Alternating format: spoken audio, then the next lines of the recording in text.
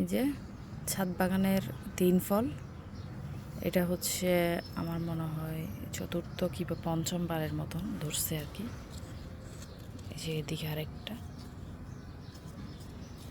দুইটা হচ্ছে পাকলো, তারপর কাঁচা আছে। মাশাআল্লাহ, আলহামদুলিল্লাহ, মোটামুটি। এই যে এটা একটা। তো এই হচ্ছে আমার 3 ফলের গাছ। এই 3 ফলের কথা পবিত্র কোরআনে এসেছে। সূরা 3 নামের যে একটা সূরা নাজিল করেছিলেন মহান আল্লাহ সুবহানাল্লাহু তাআলা।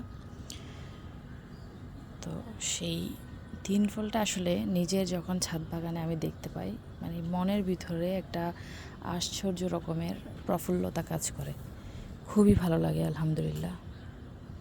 তো সবাইকে বলবো যে সবাই বেশি বেশি গাছ লাগান, পরিবেশকে রক্ষা করুন, নিজের মনকে, নিজের